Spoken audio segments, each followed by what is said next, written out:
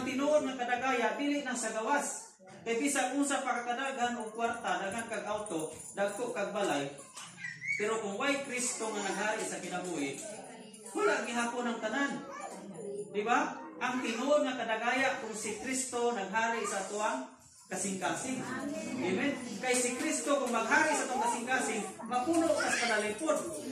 Muna tinuod nga kadagaya kay puno ka sa panalipod. Tanawa may tabo sa California.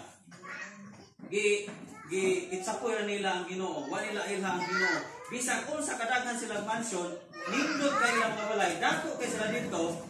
Pero kay wa may Kristo nga naghari silang kinabuhi, was agang tanan. Ang tanan nilang kanato. Di ba? So kinsa may tinuod nga kadagaya, katuos kabuk balay nga nagpabilin kay nganuman katong balaya nag-ila ni Kristo, ipahari si Kristo sa kinabuhi.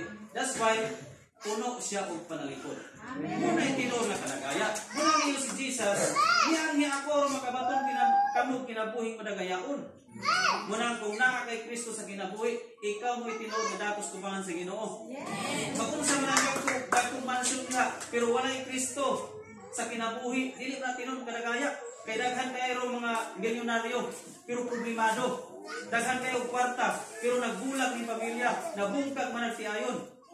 Ganun mo na, tinuod ba ng kadagaya? Daghan to silang kwarta, pero nagbulag man lagi. Di ba?